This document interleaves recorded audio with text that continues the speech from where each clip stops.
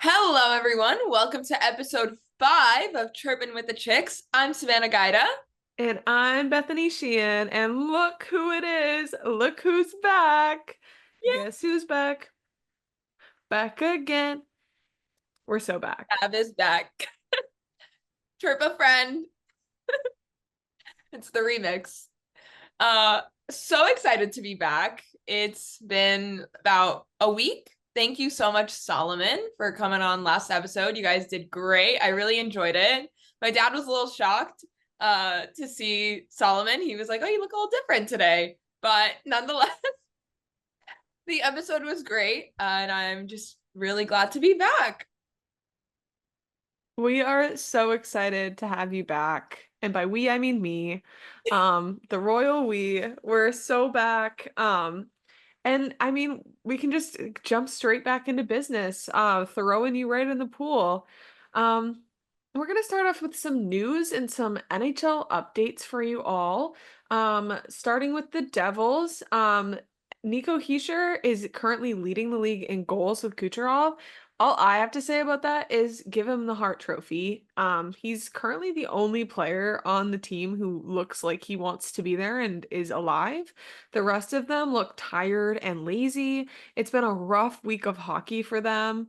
And then we have Brett Pesce and Luke Hughes back in the lineup this week, which is adding a good amount of defensemen, like offensive heavy defensemen into the lineup, but unfortunately they're not looking at their top right now. I think they still need a bit of time to settle back into their roles.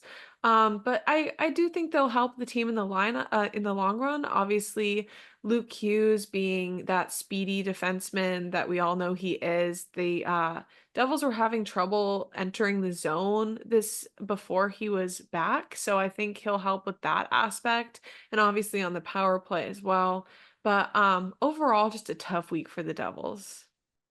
Yeah, they're on a 4-game losing streak, but Keefe doesn't seem to be too concerned about it. I mean, you have to give this team the benefit of the doubt. They've had 6 games in 16 days, and that's a schedule bound for fatigue. And they don't even get to really rest now because they're traveling from the East Coast to the West Coast to play the Ducks and then straight to their Western Canada 3-game tour. So they have a pretty intense schedule, but I agree with you. I mean, it always seems like every season, Nico Hischier is the one taking full accountability, full responsibility for every loss. I mean, he takes those losses personally, whether it's a playoff game or a regular season game, he takes it to heart. And you can tell he's, really into it. And I think that's what makes him probably the best player on the team is that he takes it so personally. This isn't just a game to him. This is also his livelihood, and he's taking accountability as the captain. And I think what a lot of some of these players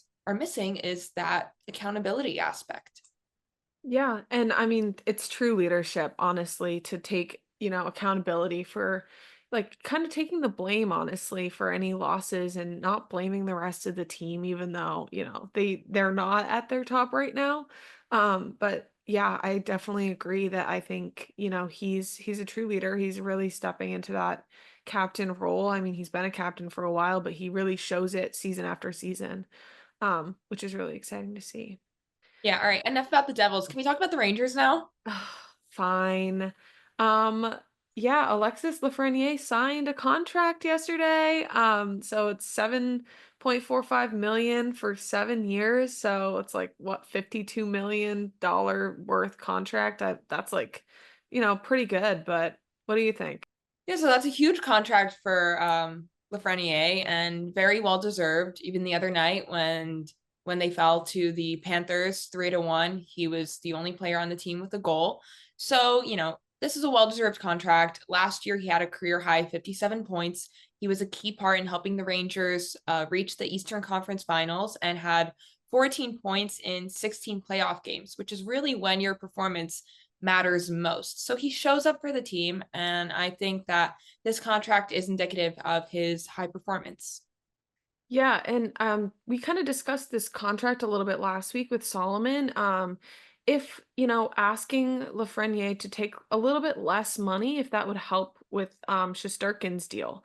And I feel like 7.45 is like, it's on the lower end for forwards. We've seen forwards get like up to 12 million a year. So I think, this is it's a deserved contract, but I wonder if it is on the lower end of what he could have gotten because they are trying to allow for Shesterkin's higher price tag over the next couple of years. It's going to be interesting to see how this Shesterkin contract drama unfolds. I think he's definitely on the hot seat. All eyes are on him all season. And I Yeah. think that even the slightest mistake or mess up could put him in the eyes of the media. He's the spotlight is on him right now. Because if you want that money, you better bring your A game every second. Yeah, definitely.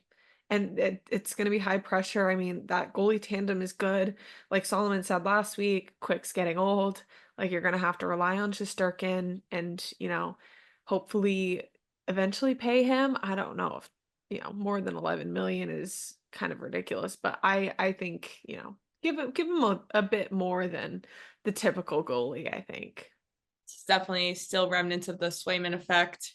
But You the know, we can't even fully blame Swayman, but it looks like the Rangers have a lot of things to figure out, a lot of different moves to make. They just sent Rempe back down to Hartford.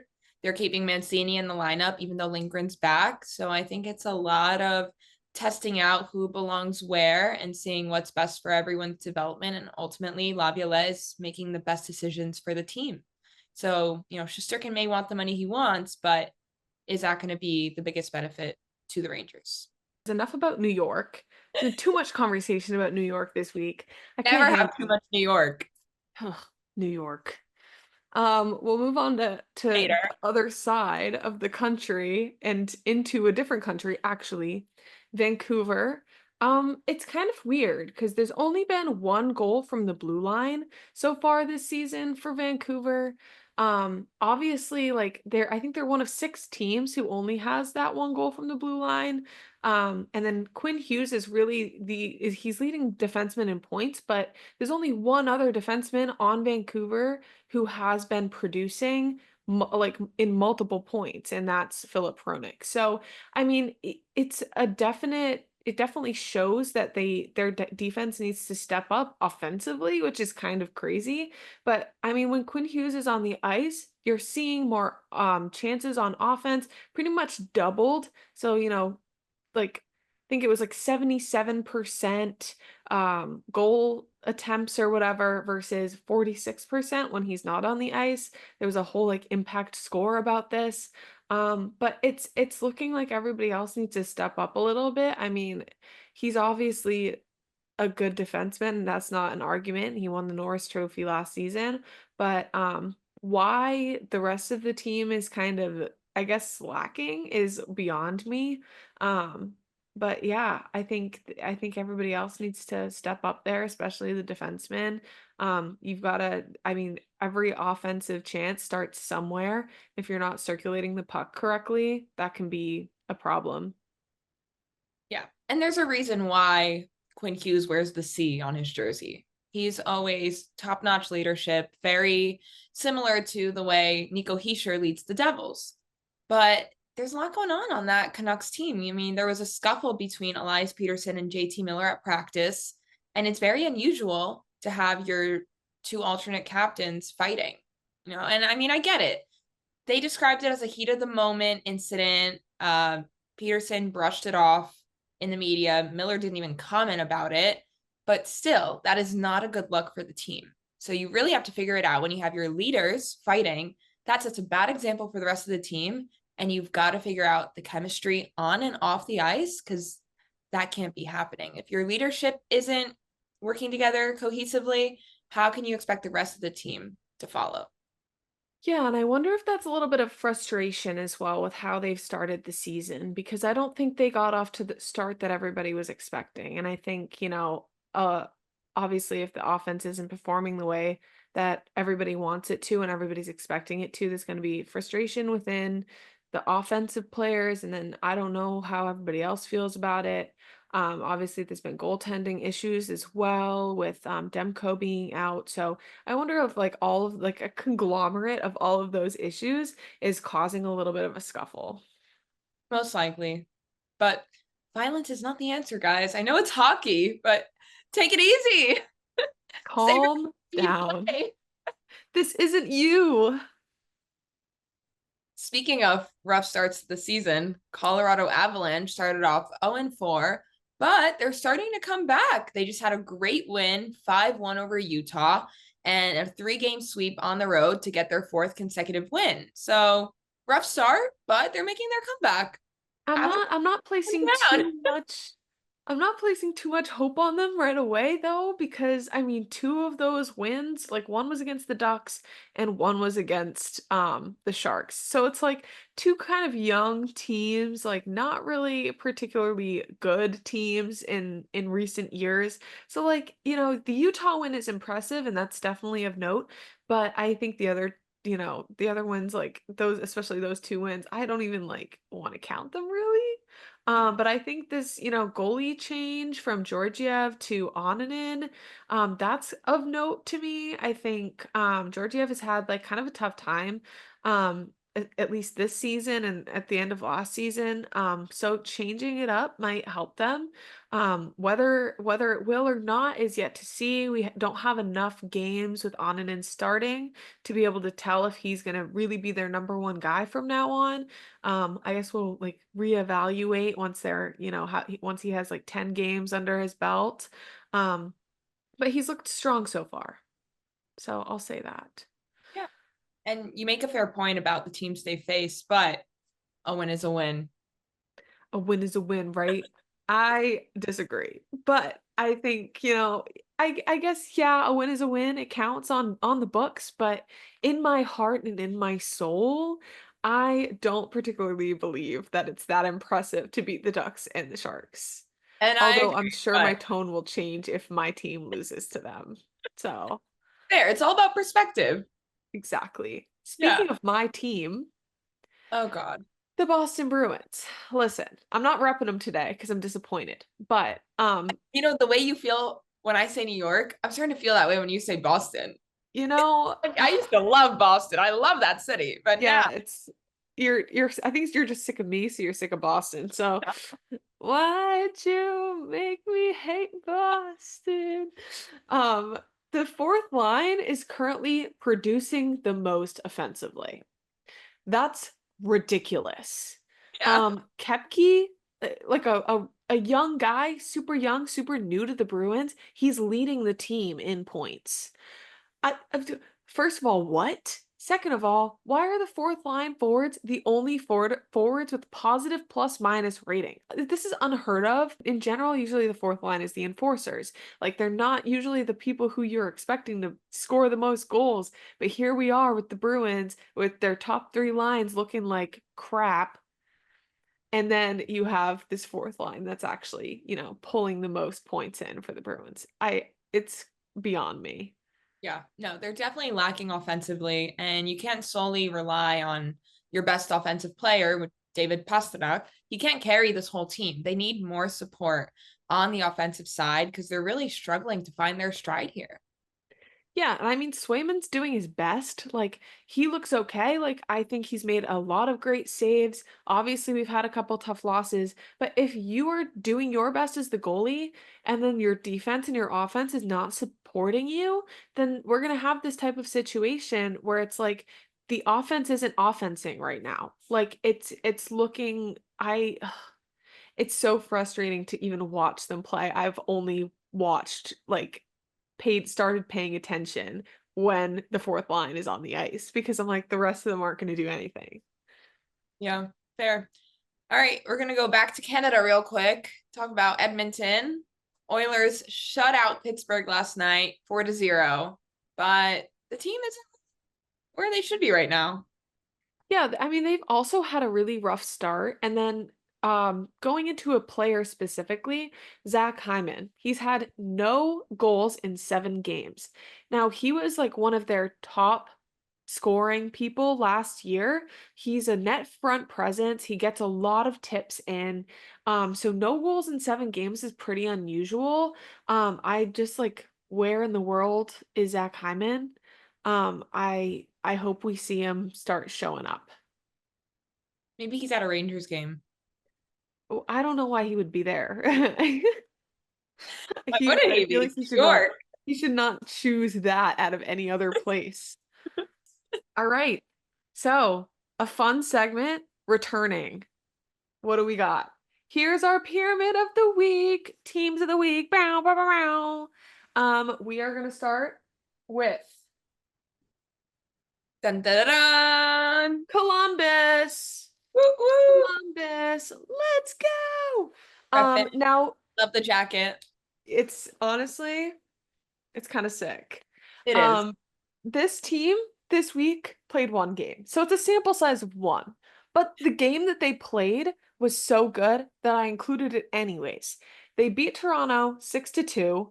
Not that I think that the six is the impressive part, but the two is impressive because they were able to hold Toronto to only 2 goals. So their defense and goaltending the other day was excellent.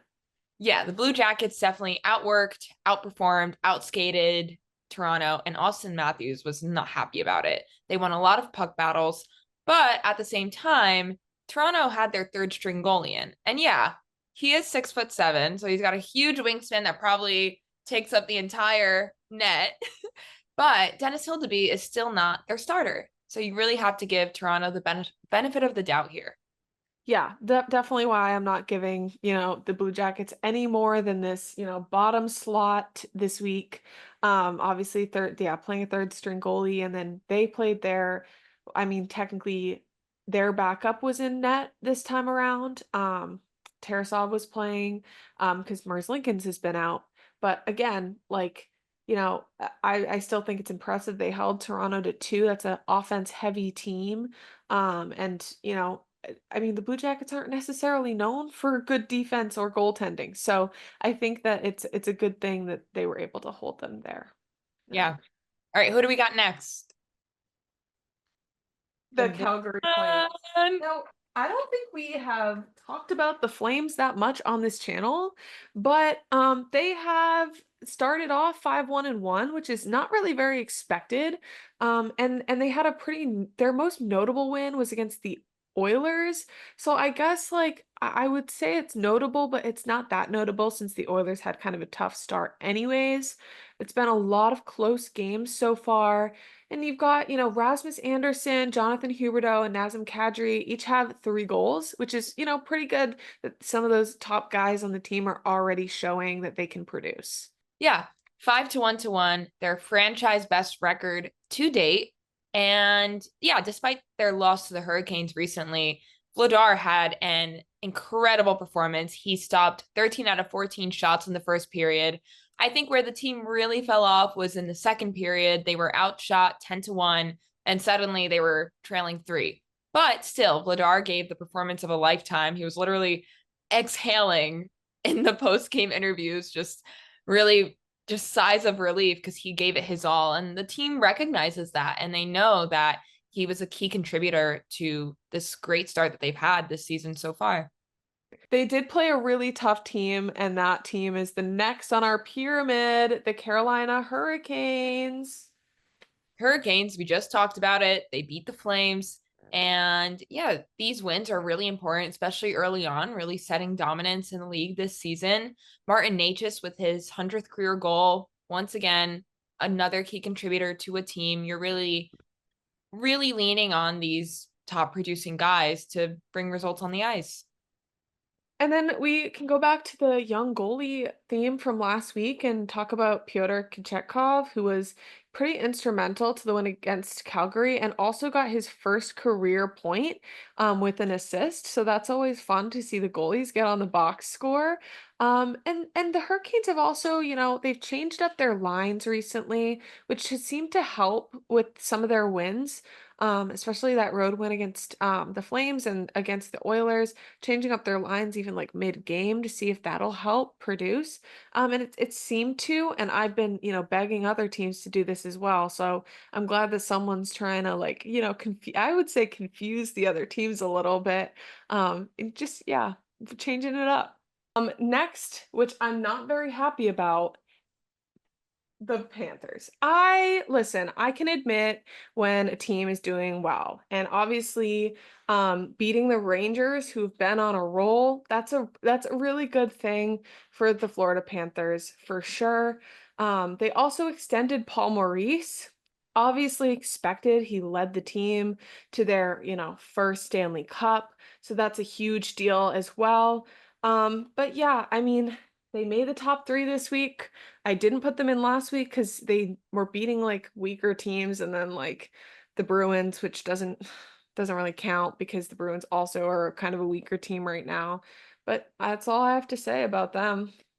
Yeah. I mean, am I thrilled that they gave the Rangers their first loss in regulation?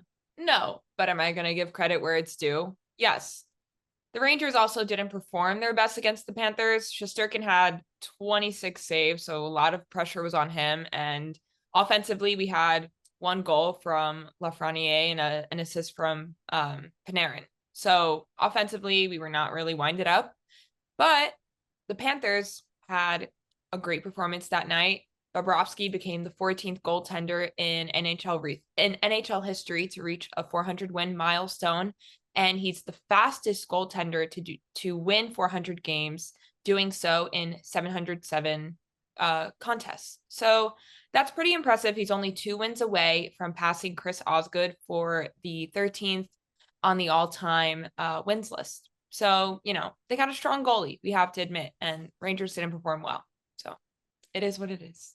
We move Yeah, forward. and year after year, he is a Vezina contender, and it's not surprising at all that, he reached so fast, and I think, good on him.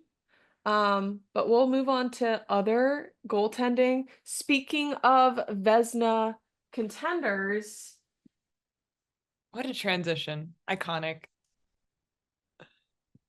Woo! The Winnipeg Jets. the Winnipeg Jets. I don't even said no one ever. I'm just kidding. Um, they're on a 7-0 start. Like that's pretty, Dominating. obviously excellent.